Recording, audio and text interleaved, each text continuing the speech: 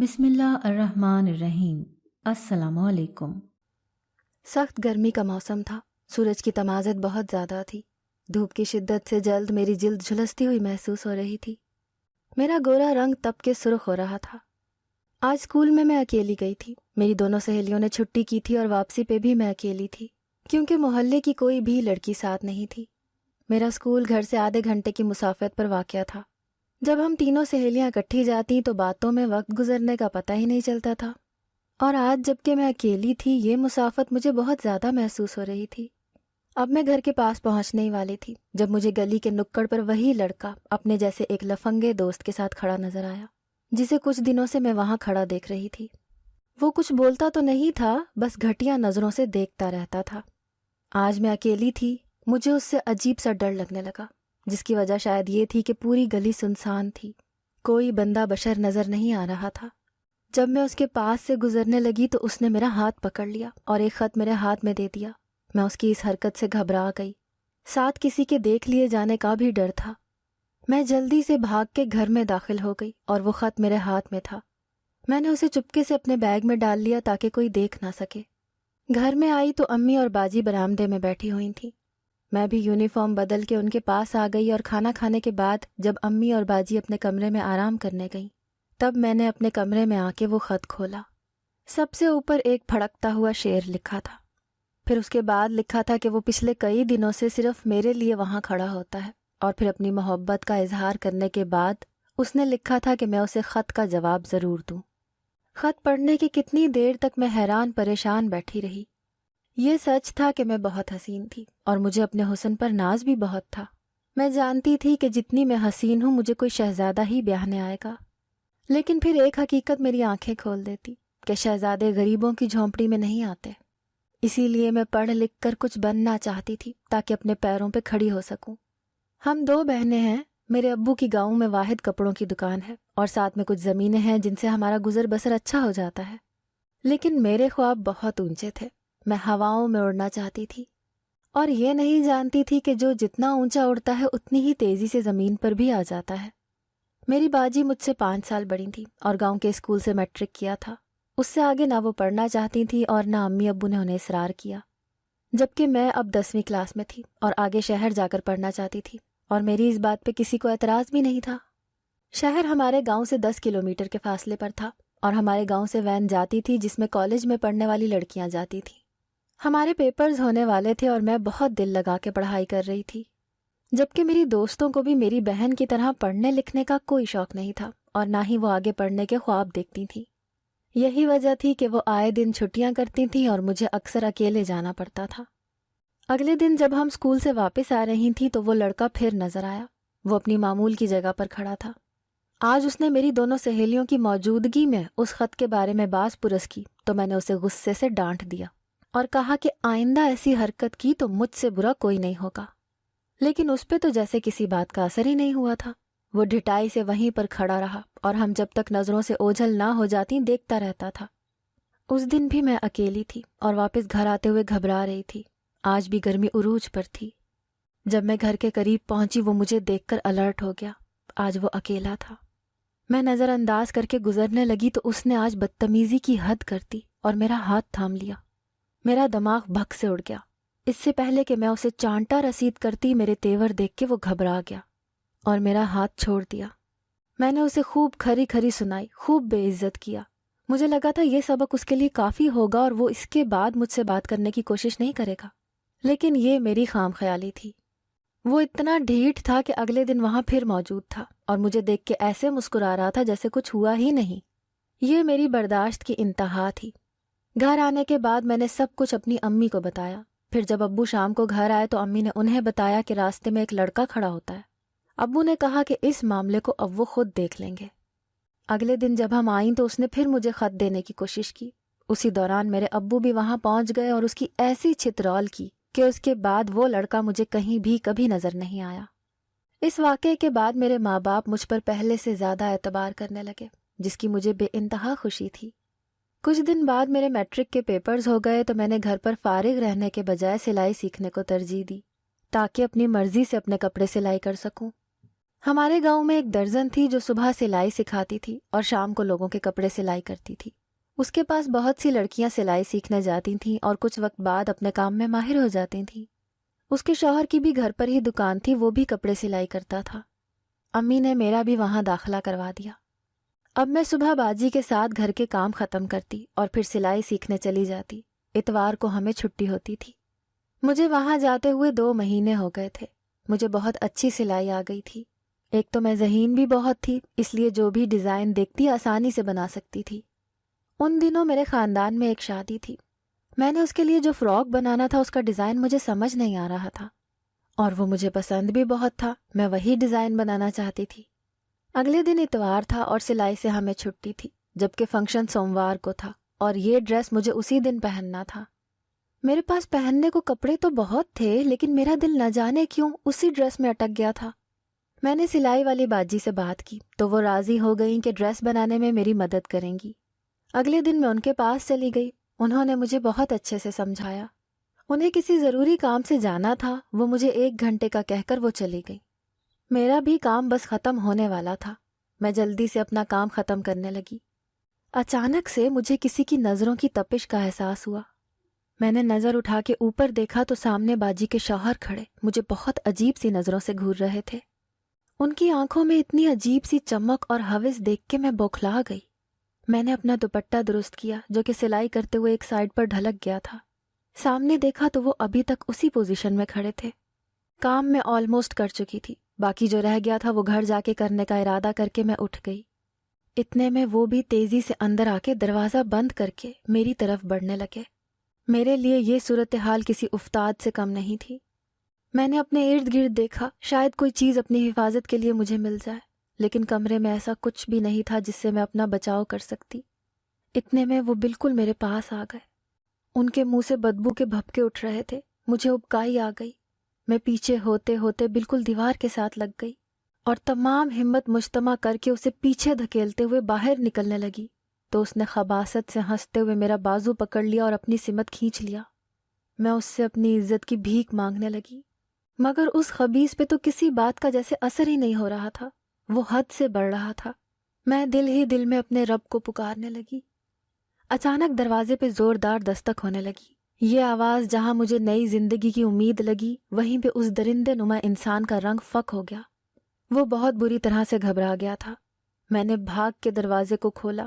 باہر میری سلائی والی باجی کھڑی تھی۔ مجھے اس حال میں دیکھ کے وہ ہک دک رہ گئی۔ میرے بال بکھرے ہوئے تھے، دوپٹہ کمرے کے بیچ میں پڑا ہوا تھا جو کہ اپنی کہانی آپ سنا رہا تھا۔ میرے پیچھے پڑی چارپائی کے پاس ان کے شوہر کھڑے تھے اور دروازے کے پاس میں کھڑی تھی۔ میں اپنا دوپٹہ اٹھا کے بنا کچھ کہے اپنے گھر آ گئی۔ میں نہیں جانتی تھی کہ میرے آنے کے بعد وہاں پیچھے کیا ہوا۔ گھر آ کے میں اپنے کمرے میں آ کے لیٹ گئی۔ کافی دیر بعد باجی میرے گھر میں آئی۔ میں چونکہ سر درد کا بہانہ کر کے کمرے میں لیٹی ہوئی تھی، اسی لیے وہ بھی میرے بارے میں پوچھتے ہوئے میرے کمرے میں آ گئیں۔ میری باجی ان کے لیے چائے بنا رہی تھی، جبکہ امی کھانا بنانے میں مصروف تھیں۔ میں نے گھر میں ابھی کسی سے بھی اس بارے میں کوئی ذکر نہیں کیا تھا، اور سچی بات تو یہ ہے کہ میں اس وقت کسی کا سامنا نہیں کر سکتی تھی۔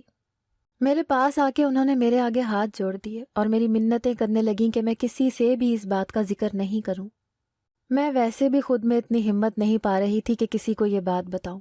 اگر بتاتی تو شاید میں بھی قصوروار ٹھہرائی جاتی، اور نہ جانے میرا کوئی یقین بھی کرتا یا نہیں، الٹا بدنام ہو جاتی۔ اس لیے میں نے مناسب یہی سمجھا کہ خاموش رہوں اور جو ہوا اسے بھول جاؤں۔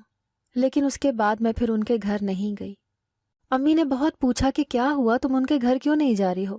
میں نے کہا میں سلائی سیکھ چکی ہوں، اب میرا دل نہیں چاہ رہا جانے کو۔ انہوں نے بھی زیادہ اصرار نہیں کیا۔ کچھ دن بعد میرا رزلٹ آ گیا۔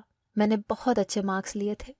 میرے رزلٹ سے میرے گھر والے بہت خوش تھے اور مجھے بآسانی کالج میں ایڈمیشن مل گیا تھا۔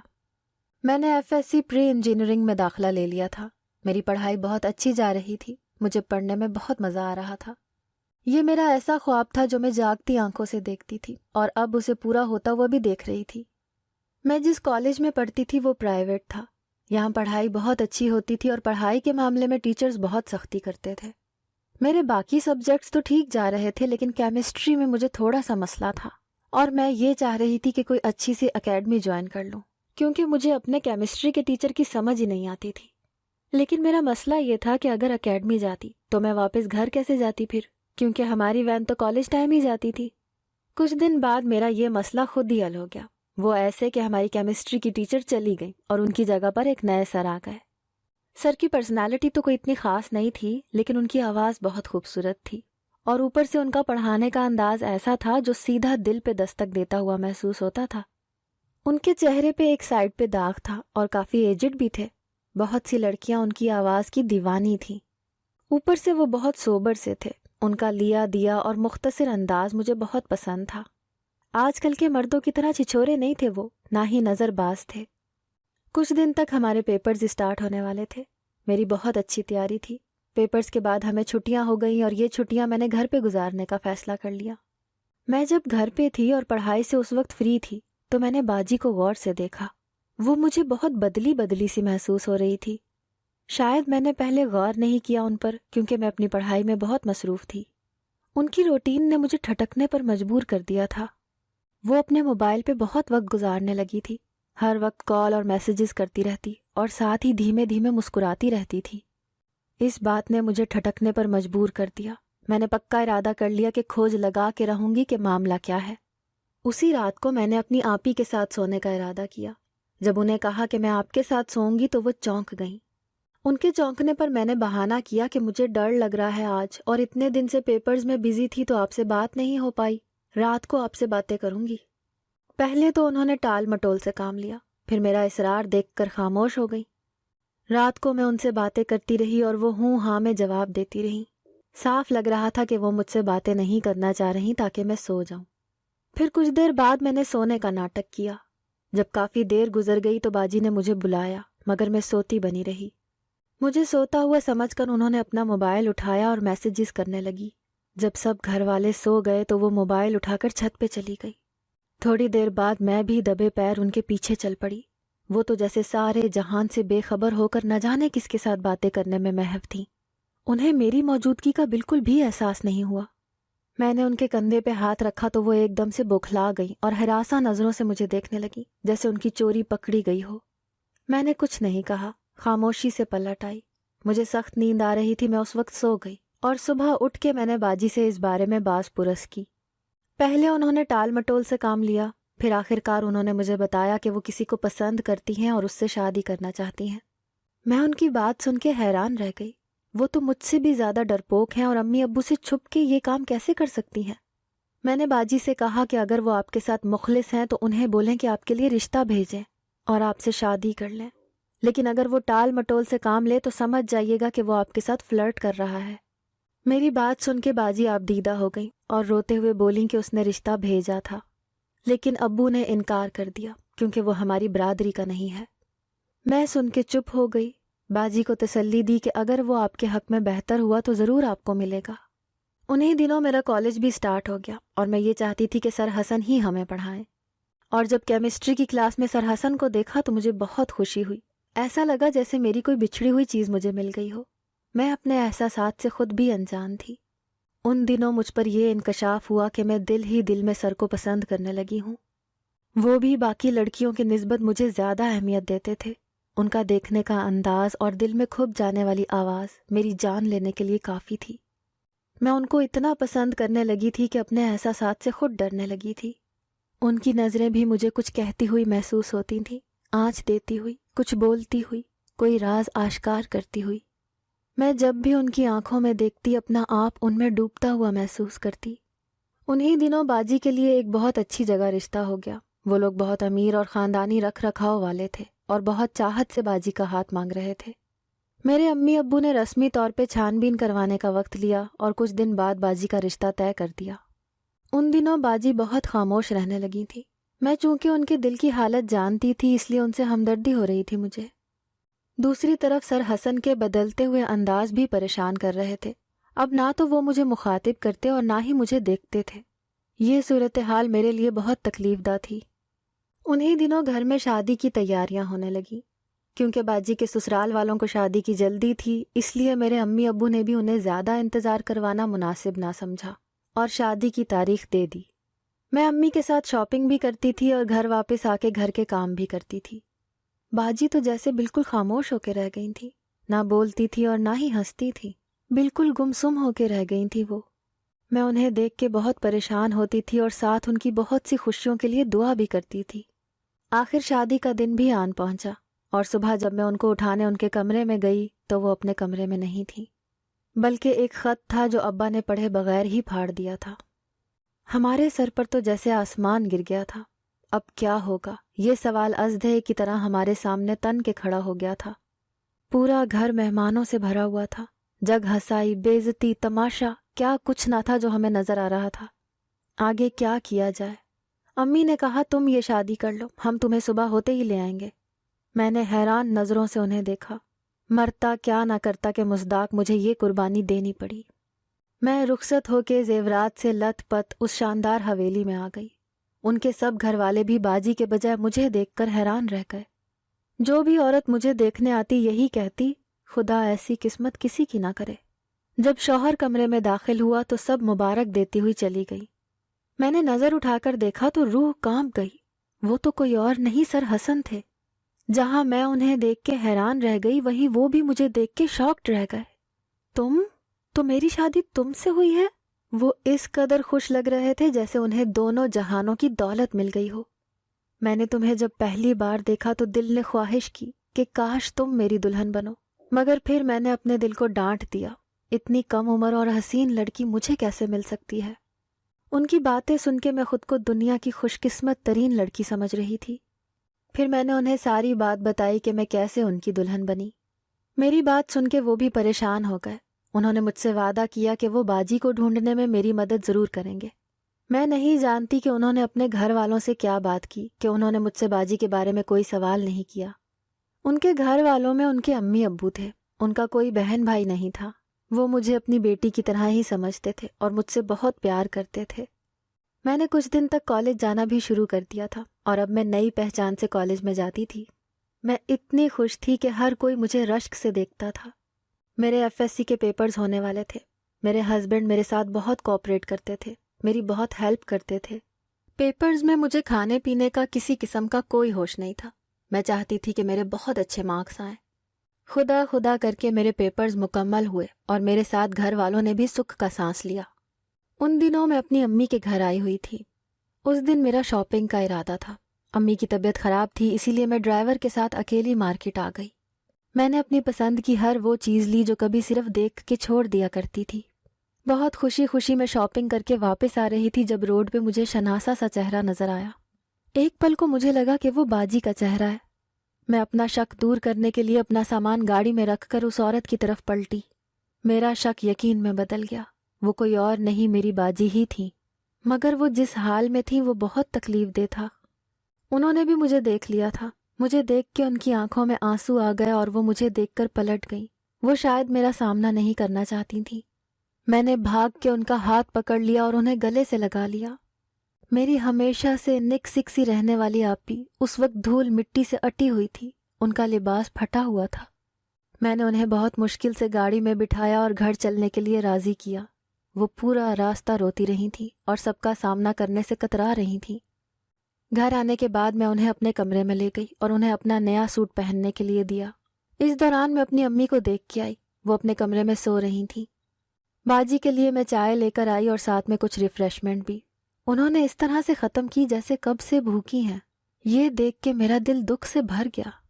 پھر میں نے ان سے پوچھا کہ آپ کہاں چلی گئی تھیں؟ پھر انہوں نے جو کہانی سنائی وہ کچھ یوں ہے۔ صادق نے میرا نمبر ایزی لوڈ والے سے لیا تھا۔ اس نے جب مجھے دیکھا تو دیکھتے ہی عاشق ہو گیا تھا۔ میں بھی اسے پسند کرنے لگی تھی اور دن بدن یہ پسندیدگی محبت میں بدلنے لگی تھی۔ رفتہ رفتہ میں اس کی محبت کے جال میں پھنستی ہی جا رہی تھی۔ مجھے اس کے علاوہ نہ کچھ نظر آتا تھا نہ سجھائی دیتا تھا۔ میں اس کی آنکھوں سے دیکھتی اور اس کے کانوں سے سنتی تھی۔ اس کی محبت کا بھوت میرے سر پر چڑھ کر ناچ رہا تھا۔ جب اس کے رشتے سے امی ابو نے انکار کیا تو وہ مجھے اپنے دشمن لگنے لگے تھے اور وہ مجھے اپنے ماں باپ کے خلاف ورگلاتا رہا اور میں اس کی باتوں میں آ کے اپنے ماں باپ سے بغاوت کر گئی۔ جب اس کی وجہ سے میں یہ 4 دیواری پار کر کے گئی اور اسے نکاح کا بولا تو وہ مکروا ہنسی ہنسنے لگا۔ کون سا نکاح؟ کیسا نکاح؟ میں نے تو یہ سب تمہارے باپ سے بدلہ لینے کے لیے کیا تھا۔ اس نے میری پھپھو کو بے عزت کیا تھا۔ تمہارے باپ کی وجہ سے میری پھپھو نے خودکشی کر لی۔ اب تمہارا باپ بھی جیتے جی مر جائے گا۔ میرے لیے یہ انکشاف کسی موت کے پروانے سے کم نہیں تھا۔ جس کے لیے میں نے سب کچھ چھوڑ دیا تھا، آج اس نے مجھے رسوا کر دیا۔ میں زندہ لاش کی مانند زمین پہ ڈھہ گئی۔ وہ جو مجھے اپنی عزت کہتا تھا، اب مجھے بیچنے کے لیے میرا سودا کر رہا تھا۔ میں بہت مشکل سے وہاں سے اپنی عزت اور جان بچاتے ہوئے وہاں سے بھاگ گئی، اور اب تک بھاگ رہی ہوں۔ میں لوگوں کے گھروں میں کام کرتی ہوں اور 2 وقت روٹی کھاتی ہوں۔ میں جس گھر میں کام کر رہی تھی، اس کے مالک نے میری عزت پر ہاتھ ڈالا۔ میں اس سے اپنی عزت بچاتے ہوئے بھاگی تھی، اور اب یہ سوچ رہی تھی کہ کہاں جاؤں، اور مجھے تم مل گئی۔ ان کی آپ بیتی سن کے میرے آنسو ہی نہیں تھم رہے تھے۔ میں انہیں گلے سے لگا کر پھوٹ پھوٹ کے رو دی تھی۔ انہیں میں نے اپنے کمرے میں ہی رکنے کو بولا، اور شام کو جب ابو آئے تو میرے ہسبینڈ بھی آ گئے تھے۔